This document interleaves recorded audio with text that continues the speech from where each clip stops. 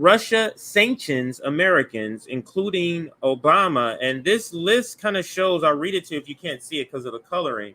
This is taken from the Morning Joe segment where I found this out, and then I looked up the story. Russia announces new sanctions against Americans, and they, of course, have President Barack Obama listed there. White House Chief of Staff Jeff Zients. I do find that interesting. That is interesting.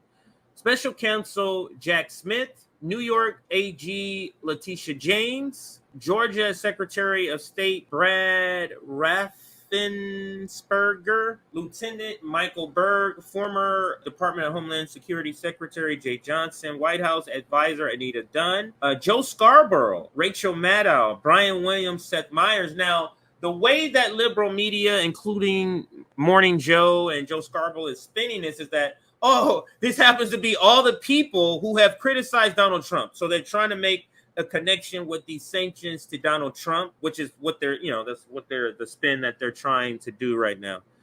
So here is another tweet that kind of breaks it down. Russia has announced a new round of sanctions against a specific list of 12 Americans. It's almost if Trump wrote the list. So that's what I wanted to show. I wanted to show. So this is the spin that they're giving, is that this is Trump. These are people all against Trump, and they're listing the people, or they're showing the people's faces, that somehow this is some sort of a list put together by Trump. So let's go to the article now. So this one first with Reuters says Russia, yeah, that's where I got the 500, says 500 Americans to be banned. List includes Obama. So that's where I got that 500 number from. And now let's show you the article we're going to read from. And again, both articles leading with a picture with Obama, even though there's 500 Americans. This one says 500 too. So Obama among 500 banned from Russia in retaliation for U.S. sanctions. And the reason I picked this article was specifically for this part that they say in the headline here, because that kind of gives away the slant.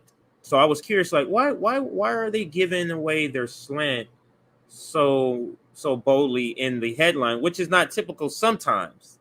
Don't say, oh yeah, you can find times. So let's dig into this. So Moscow also denied consular access to detained journalists as U.S. imposes more punitive measures in response to Ukraine invasion. So I guess Guardian gets their reporting from Reuters, and that's why we have Reuters there. The other article is sort of a backup. But this was put out on Friday. Russia's foreign minister has said former President Barack Obama is among 500 U.S. citizens who will be banned in response to the latest round of sanctions announced by Washington. The ministry also said on Friday that Russia has refused the latest U.S. request for consular access to the detained Wall Street journalist reporter Evan Gershkovich, who was arrested in March on suspicion of spying. This move was triggered by the U.S. refusal last month to give visas to media traveling with Foreign Minister Sergei Lavrov to the United Nations, it said in a statement. And here's the quote. Washington should have learned a long time ago that not a single hostile attack on Russia will go unpunished, quote, end quote, It added. Earlier on Friday, the United States announced punitive measures against more than 300 targets, aiming to punish Russia for its invasion of Ukraine and intensifying one of the harshest sanctions ever implemented, and which is not working. And that's what the other article was for that you saw, that I said, hey, let me come back to this. So got to go in order. Quote, today's sanction will further tighten the vice on Vladimir Putin's ability to wage his barbaric invasion and will advance our global efforts to cut off Russia's attempt to evade sanctions, end quote. The U.S. Treasury Secretary Janet Yellen said in a statement, the Treasury Department said it would impose sanctions on 22 people and 104 entities with touch points in over 20 countries or jurisdictions, including companies that import, ship, or manufacture electronic components, semiconductors, and microelectronics to Russia. Let me finish off with this paragraph here. The United States, the U.S. Secretary of State Anthony Blinken said Friday's action targeted an international network that procures components for the Russia-based entity responsible for the manufacture of the Orlan drone, which Russian forces and their proxies are using in Russia. So here is the Morning Joe segment that aired where they're talking about being on this list. We're just going to watch a little bit of it. It's very short, actually, because he kind of pivots and starts to pivot to something else within the segment. But let's listen to at least what he comments on being on this list, and also Colin Powell's chief of staff, his comments also. Do with Russia. He just selected people that had been considered Donald. This is the spin. I'm going to back it up just a few more seconds here, but you heard it there. And you have people, and I even saw this weekend, people trying to dismiss the bizarre connections between Vladimir Putin and Donald Trump. Still trying to do it this weekend, claiming that Durham somehow turns everything into a hoax. You have Vladimir Putin, a guy who considers himself to be America's enemy, putting more people on the Russian sanctions list, including a certain morning cable news host who goes by the name of Joe, and Brad Raffensperger, and these prosecutors that have absolutely nothing to do with Russia.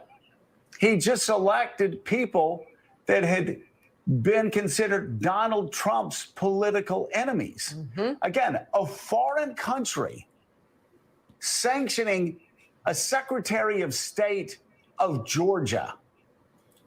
And that's another reason I picked The Guardian, because they use The Guardian headline in this story, but you hear the spin that they're saying that they went and picked people who were critical. Oh, here's a list of people that are critical of Donald Trump, so let's sanction those people. That's the spin, the connection. They're still just pushing Russiagate. Like, Russiagate is never going away, it seems like. Even because when after it's been thoroughly debunked, you still have a certain segment of people. Morning Joe is one of them. I think Marianne Williamson. I'm not sure. RFK. I've heard people say that, but I haven't seen the video. Still on this Russiagate. Howie Hawkins still on this Russiagate stuff. Adam Schiff. I mean, I can go on and on. Let's continue with this segment. It's probably less than a minute left. I'm serious. It's like a very short segment.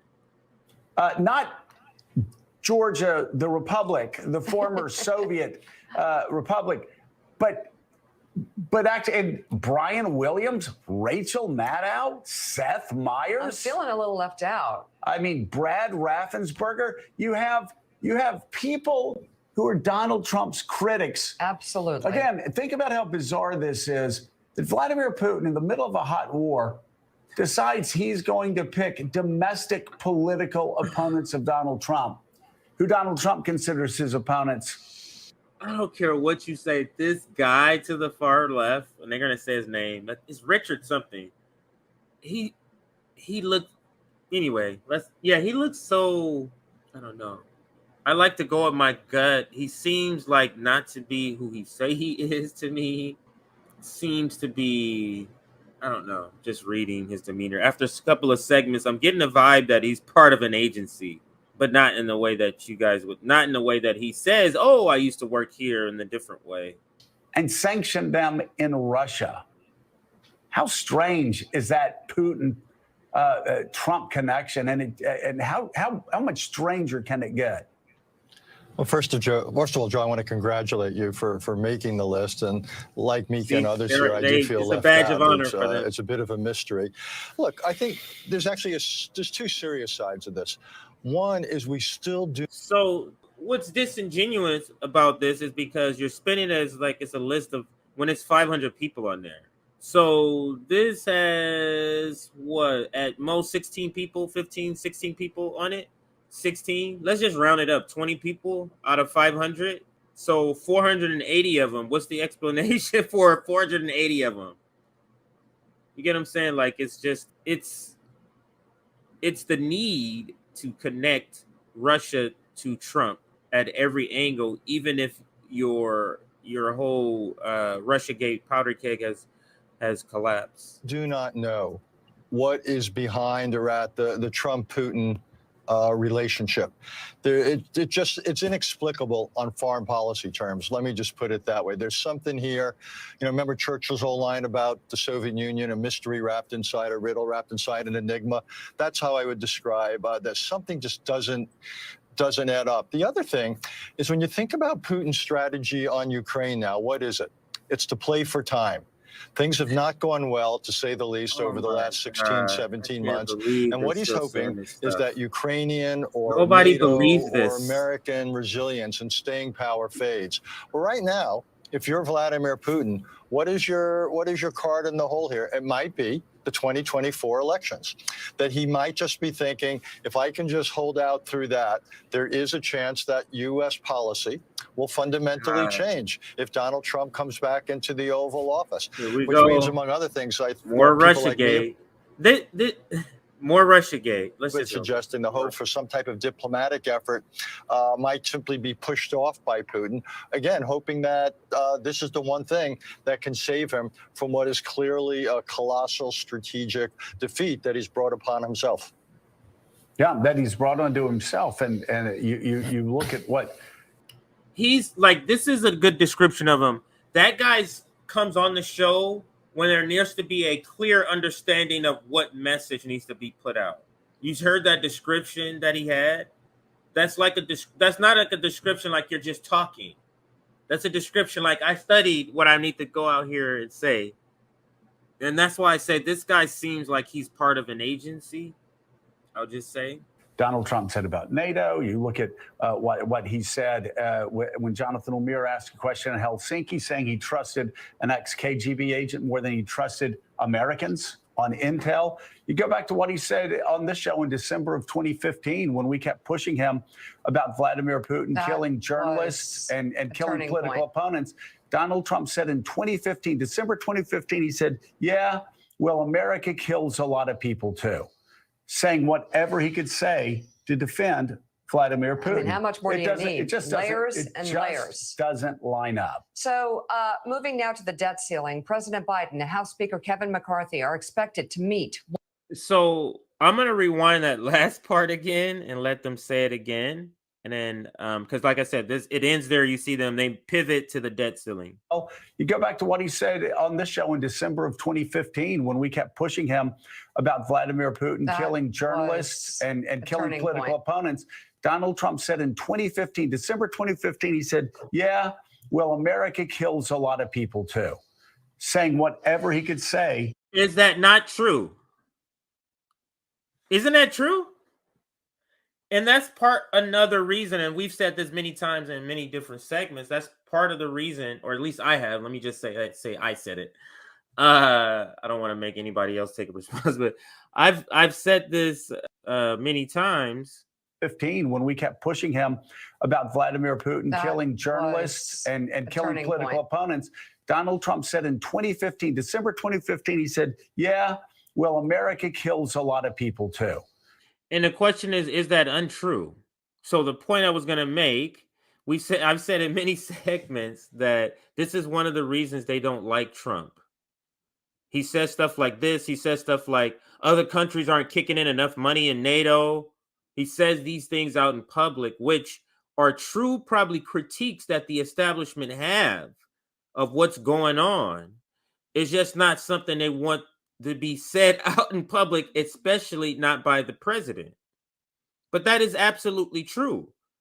But when you're trying to put on the face that you're not a warmongering, imperialist, unhinged maniac, you can't have the person who more closely resemble who you are. You need a fake person's face. You need that Joe Biden smile, which he doesn't have now. I guess it's a dementia smile. But that Barack Obama smile, that Bill Clinton smile. I don't remember a George Bush smile. I remember a George Bush grin. So you get what I'm saying.